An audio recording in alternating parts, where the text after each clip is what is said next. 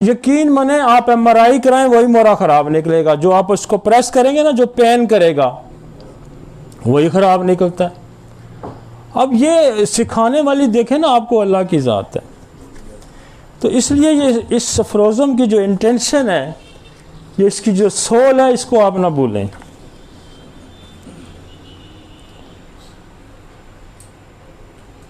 और फिर बाद लोग कहते हैं कि वो बीमारियों का जिक्र नहीं करता।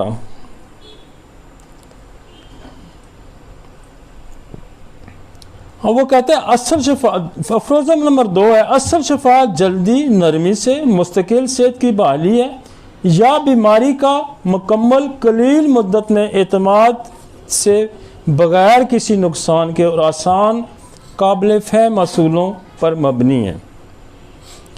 एक अफरोज़म और बड़ा आम है, मैं लेक्चर पे आता हूँ, मेरा लेक्चर भी बड़ा लंबा है लेकिन मैं ये ज़रूरी समझता था। अफरोज़म नंबर 3 है, अगर मुआलिज इस बात को समझ लेता है कि बीमारी में किस चीज़ को ठीक करना है, मुआलिज इस बात को समझ लेता है, या मरीज का जिक्र नहीं कर रहा, वो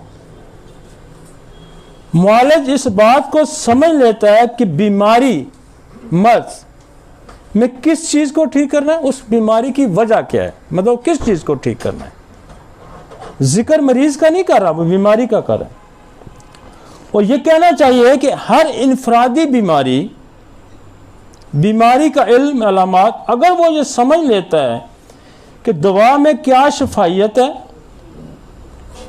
कि वो ये समझ लेता है, पहले कहता है कि वो बीमारी के अंदर वो वजह समझ लेता है कि कौन सी बीमारी के अंदर ऐसी चीज़ है जिसको मैंने ठीक करना है, और फिर दवा की शफायत को भी अगर वो समझ लेता है, तो ये कहना चाहिए कि हर इनफरादी दवा में, और अगर वो ये जानता है कि कैसे बिल्कुल वाज़ेह क़वानीन से मुताबिक रखी जाएगी दवा में क्या शफा है, और मरीज़ में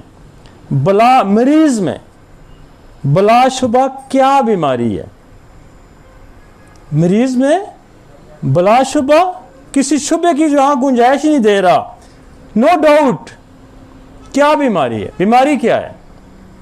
तो यहाँ क्या कह रहा है, वो बीमारी का जिक्र कर रहा है, लेकिन मरीज के अंदर क्या बीमारी है,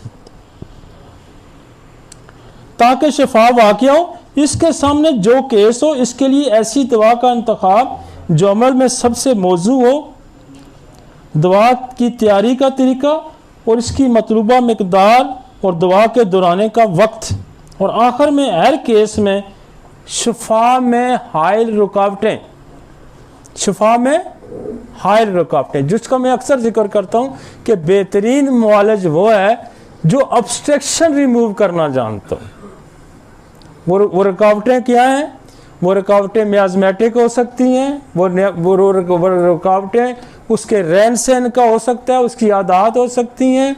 तो वो रुकावटें जो है ना, वो दूर करने की अगर सलाहियत रखता है, फ़र्ज़ करें आपकी दवाई बेलाडोना है, तो आपकी दवाई बेलाडोना काम ही नहीं कर रही, तो वो क्यों कर रही, हो सकता है उसके अंदर कोई मियाज़मेटिक कंडीशन ऐसी काज हो कि वो सोरा सिफिलिस साइकोसिस किसी ऐसी बीमारी में उसके अंदर वो हो, तो वो बेलाडोना काम नहीं करेगी क्योंकि उसके अंदर कोई ना कोई। तो वो ये कहता है कि वो रुकावटें दूर करने की सलाहियत रखता हो ताकि मुस्तकिल शफा मिल सके, तब वो मुदबराना तौर पर अक्लमंदी से इलाज करना जानता है और वो शफाई हुनर का माहिर है। पहली बात कि बीमारी के अंदर वजह जानता हो, दवा के अंदर शफायत उसको पता हो, और फिर रुकावटें जानने की सलाहियत रखता हो, तो वो माहिर है। एक अफरोज़म और बड़ा मज़े का है, जब कोई शख्स बीमार पड़ता है तो फिल हकीकत ये रूहानी और ख़ुद ब खुद काम करने वाली कुव्वत याद, जिसका अक्सर जिक्र करते हैं, और वो ये कंफ्यूज करते हैं, इसी अफरोज़म से ये कंफ्यूज करते हैं कि जी हम तो वाइटल फोर्स को ठीक करते हैं।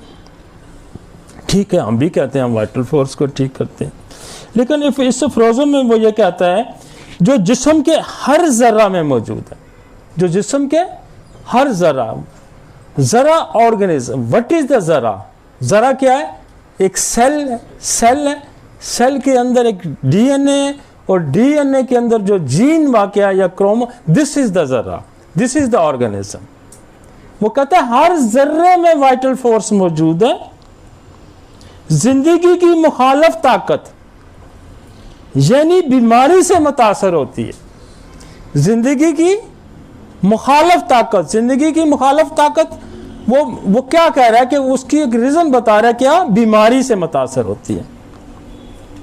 ये फकत कुव्वत याती है जो इस हद तक नासाज हो जाती है, इससे नफ्स के अंदर नागवार एहसासात पैदा होते हैं जिससे इज़ा के फ़हाल में बेकायदगी पैदा हो जाती है। अब अफ़हाल क्या है? अफ़हाल क्या है? फिजियोलॉजी है। अफ़हाल क्या है? फिजियोलॉजी है। और उसमें बेकायदगी क्या है? पैथोलॉजी है। तो ये जो कहते हैं ना कि पैथोलॉजी ना पढ़ो, फिजियोलॉजी ना पढ़ो, एनाटॉमी ना पढ़ो, उनके लिए ये फ्रोजम उसने लिखा है। और चूंकि वो खुद डॉक्टर था, उसको फिजियोलॉजी, एनाटॉमी, ये सारा कुछ उसको आता था और इनको आता नहीं है। और डॉक्टर उस वक्त तक नहीं बन सकता जिस वक्त तक उसको इल्म की, उसके पास जिस्म की साख का इल्म ना हो। कौन सा ऑर्गन कहाँ है, उसका स्ट्रक्चर क्या है, ये उसको ना पता हो। और फिर उसके नॉर्मल अफ़हाल का उसको ना पता हो, उसको फिजियोलॉजी का ना पता हो, और फिर उसके अब नॉर्मल अफ़हाल का उसको ना पता हो। ये मैं तो नहीं कह रहा। आप वो कहते हैं, हनीमन कहता है तो मरीज का इलाज करो, तुम्हें पैथोलॉजी, वो तो पैथोलॉजी को कोई अहमियत ही नहीं देता। अगर वो पैथोलॉजी की अहमियत नहीं देता तो बेकायदियों की बात क्यों करता है? वो अफ़हाल की बात क्यों करता है?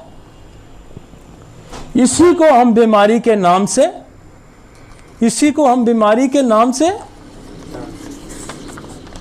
मंसूब करते हैं।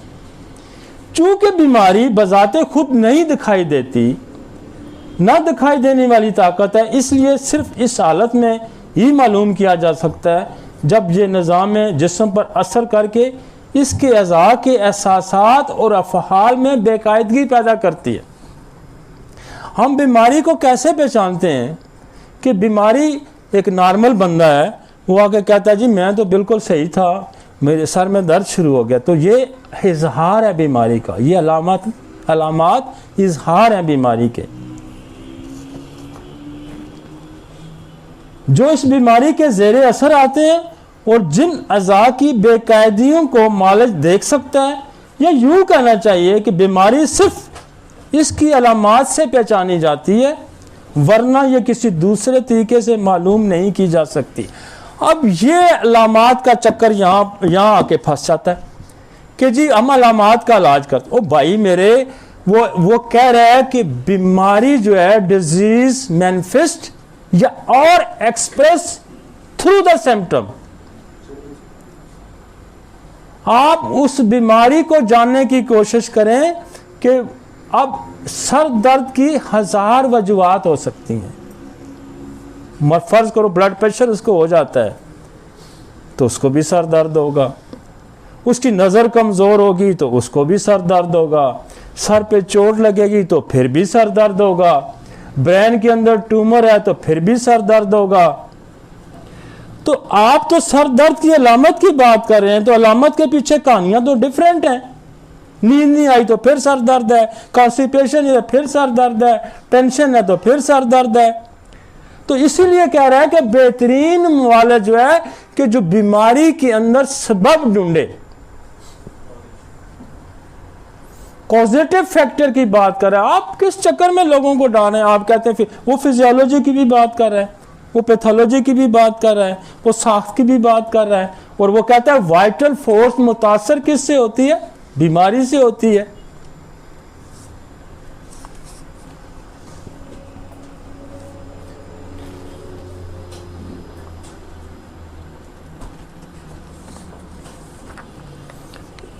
इसमें एक फ्रोजम नंबर 4 बड़ा मजे का है।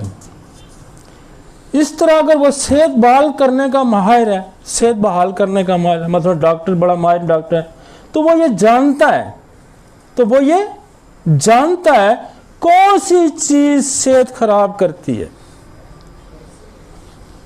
और बीमारी पैदा करती है। और इससे मरीज से कैसे दूर किया जा सकता है। और भाई मेरे, एक नॉर्मल इंसान के अंदर कोई बीमारी आएगी तो वो मरीज बनेगा ना, और उस बीमारी का सबब जो जानता है, जो उसकी कॉज पे जाता है, जो उसकी वजह दरियाफ्त करता है, तो वही असल माहिर है। और हनीमन का एक दोस्त बीमार हो जाता है तो उसने बड़े जतन किए और वो ठीक नहीं होता, तो वो आर्टिस्ट होता है और वो पेंटिंग करता है, तस्वीर कशी करता है, तो वो फिर एक दिन क्लिनिक से छुट्टी करता है तो उसमें चला जाता है और वो देखता है, सारा दिन उसके साथ रहता है। और उसने आखिर देखा कि वो जब पेंटिंग करता है तो वो बुर्श जो है ना यहाँ अपने लिप्स पे रखता था। तो उसने कहा मैंने तुम्हारी बीमारी पकड़ ली है। ये सिपिया में काशीराम में पढ़ें तो ये किस्सा कोड भी उसने किया है। तो ये क्या है, ये सबब उसने ढूंढा। और ये कॉजेटिव फैक्टर जो है ना, ये बहुत सारे हैं। ये जेनेटिक कॉजेटिव फैक्टर हैं, ये मियाज़मेटिक कॉजेटिव फैक्टर हैं, एटमॉस्फेयर माहौल के कॉजेटिव फैक्टर हैं, डिप्रेशन, शोक, सदमा, इंजरी, बेशुमार कॉजेटिव फैक्टर हैं। तो हम मरीज का कैसे इलाज करेंगे भाई, जब हमें बीमारी का ही नहीं पता, जब हमें कॉज का नहीं पता। असल में एक अफरोज़म जो इनको ज़्यादा कंफ्यूज करता है वो भी मैं ज़रा पढ़ दूँ, फिर मैं टॉपिक पे आता हूँ ताकि थोड़ा सा आपका इबाहम दूर हो। और ये कोड कर सकते हैं, इनके मुंह पे मारें, मत्थे मारें इनके, ये पढ़ें यार गौर से ज़रा, ये इनको पढ़ाएं। और मैं आपको ये 50% से ज़्यादा अफरोज़म है जिनमें वो बीमारियों का जिक्र करता है, आगे जाके फिर दवाइयों का जिक्र करेगा। तो इस तरह से देखें आप सोसाइटी में और हमारे सिस्टम के अंदर आप बेशुमार गलत किस्म की रवायात छोड़ रहे हैं। आप किस दौर में हम रहते हैं, हम किस दौर में रहते हैं भाई, यहाँ organism, micro organism, DNA, genetic disorders, बेशुमार ऐसे मसाइल हैं जिसको अगर हम नहीं जानते, आपको पता नहीं कि थैलासीमिया के पीछे कौन सा जीन डिस्टर्ब है, आपको नहीं पता एमपीएस के अंदर कौन सा डिजीज, आपको नहीं पता ऑटोइम्यून डिजीजेज क्या होती हैं। मतलब कमाल बात करते हैं आप, मरीज का इलाज करते हैं, आप कौन से मरीज का इलाज करते हैं? इसलिए कि आप ना बल दें